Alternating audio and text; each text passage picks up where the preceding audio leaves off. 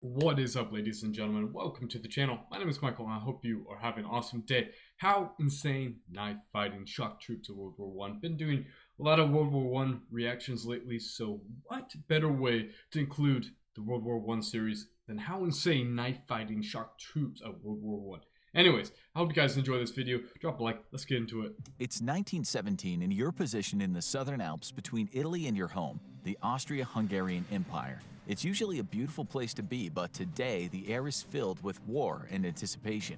You're here to fight now, and you're prepared to do whatever it takes to battle your traitor enemies, the Italians. Suddenly, you hear the sound of an artillery barrage in the distance. You gulp. This is it. The soldiers around you spring into action instantly, and you get ready to join them. But your officer motions for you and a few others to stay behind in the trench. Fine. It's almost scarier to be waiting behind like this, crouched below the ground as you hear grenades exploding all around you, powerless to do anything, just hoping that none of your friends are the victims. Still, you have to stand your ground.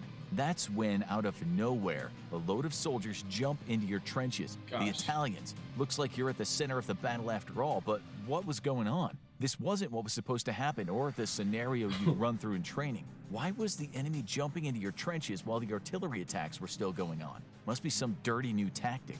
Still, you're ready to fight. You jump up, finger on the trigger of your rifle, poised to attack. That's when you notice something even stranger. Now that you look at the enemy troops in front of you, you couldn't believe your eyes. These guys weren't carrying guns or grenades with them. Instead, they were armed with nothing but knives. This definitely wasn't part of the drill. The man in front flashes an evil grin at you.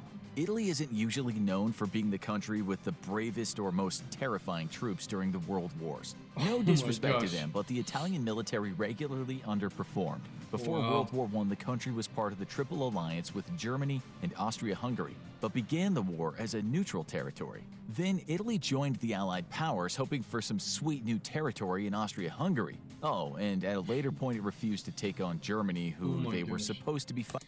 Just the way they set that story up.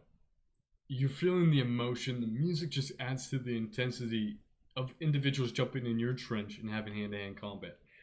Oh my gosh, this is the build-up. It's all very confusing and messy. As if it wasn't bad enough to be so untrustworthy, the Italian troops also had a reputation for having bad equipment and terrible leadership. Even when they outnumbered their opponents, they tended to suffer heavy losses because of their ineffectiveness. But despite its seemingly fickle and hopeless reputation, Italy did have one saving grace: the terrifying, knife-fighting special forces troops known as the Arditi.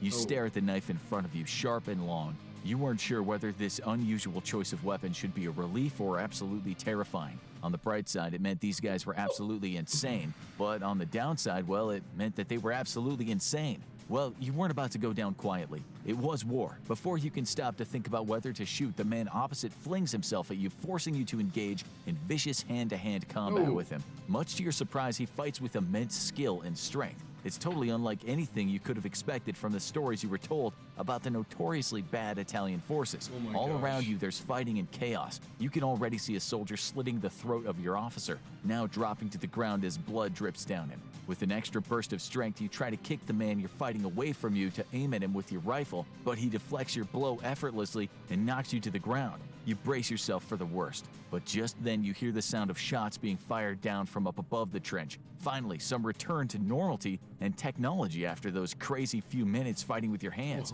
You just hope the people firing the shots are your men. You look up and thankfully you see your fellow Austrian-Hungarian soldiers. About time.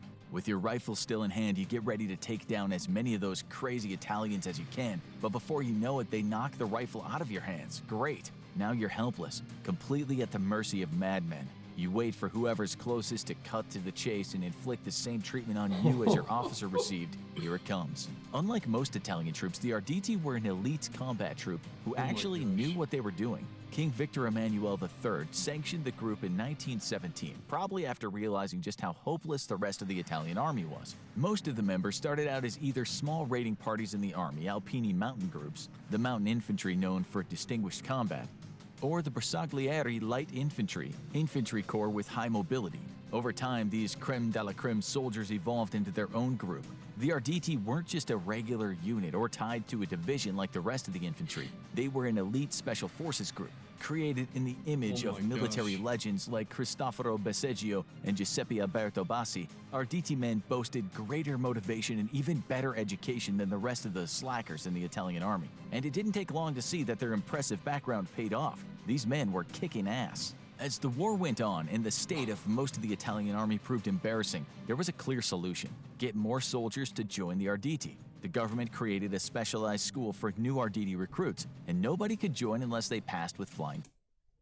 I mean, trench warfare was already intense as it was, and then you basically have Italians running at you with knives, hand-to-hand combat, and you're so used to getting shot at and random shells going and just mortars and whatnot. Next thing you know, somebody's running at you with just a knife.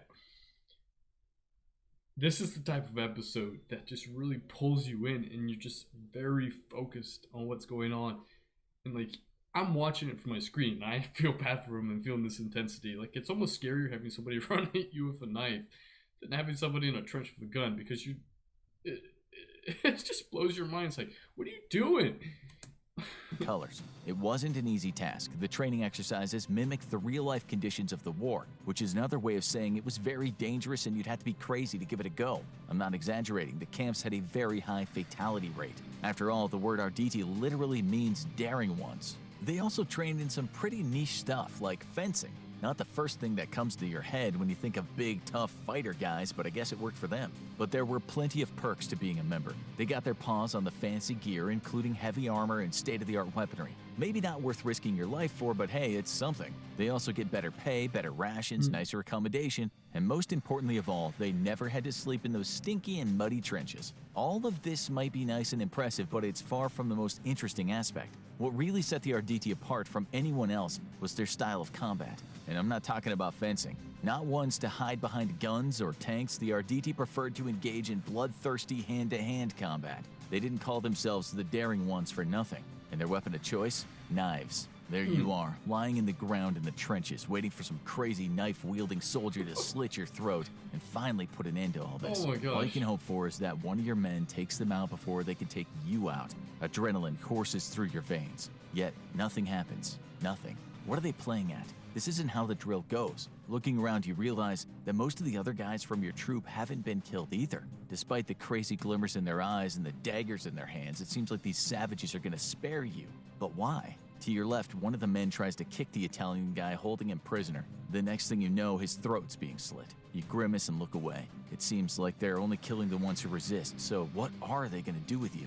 What are your men above playing at? It's about time they put your guns to good use. You hear grenades exploding and shots being fired, but you're not sure your side is winning. The Italians seem to have full control both inside and outside of the trenches. Well, at least you're not dead yet. The prospect of being sent to a prisoner of war camp is a small comfort, but you'll cross that bridge when it comes to it. Then, the firing stops. What? That can't be good news. Looking up, it seems like the Italians managed to take the rest of your troops as prisoners too. Hopefully, they managed to take few casualties before things came to that. The Italian soldiers restrain you all and settle down into the trench, muttering to each other in their language and leaving you wondering what's going on. It's gonna be a long night.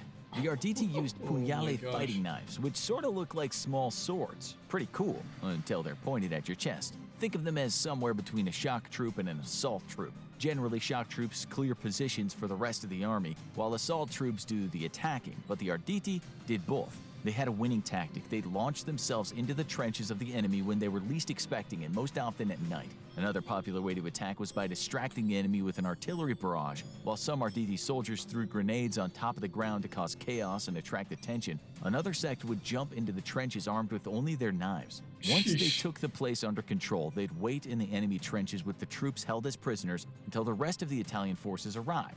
So merciful, right? But before you start thinking that they were just a bunch of softies for not killing their enemies, make no mistake, they had an ulterior motive. The Arditi received generous compensation from the Italian government in exchange for both the weapons of the enemy and the enemy themselves, alive. Safe to say, they profited nicely from the war.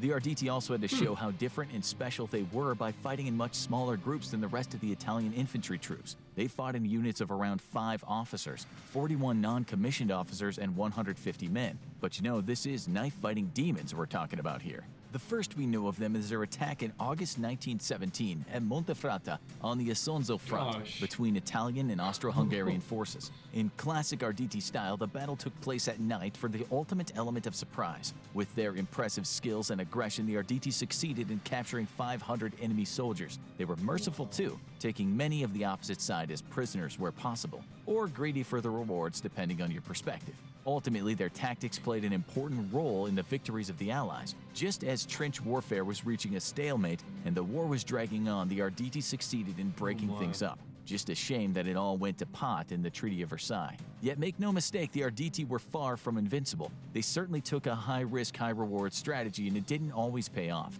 Going all out on the offensive and neglecting the defensive isn't always a good strategy, and it left them highly vulnerable to counterattacks. In fact, every attack, between a fifth and a quarter of the soldiers would end up as casualties. Hardly surprising considering they'd go around throwing grenades and jumping into enemy trenches hoping for the best. Also, sometimes military leaders would place them into defensive positions even though they were trained for exactly the opposite purpose. These were called experimental units, but they may have well as just gone with the name suicide missions. One mission, every single Arditi soldier died. But back to our poor, unfortunate Austro-Hungarian prisoner. As the Italians marched into their camp, the other soldiers began to cheer and clap for them, gazing at them as if they were gods. Immediately, they're lavished with the best food and gifts. Meanwhile, you and the rest of your men are whisked off to the prisons. As you settle into your new home, you gloomily wonder if you should have focused on fighting with knives instead of rifles, maybe in the next war. Now, check out our videos about the only countries that have... Wow. What a unique strategy, to say the least. I mean, we have trench warfare. Nobody wants to leave the trench, and then you have individuals coming into your trench with just knives, and they're attacking you, and you're fighting, and you're just sitting there shocked out of your mind.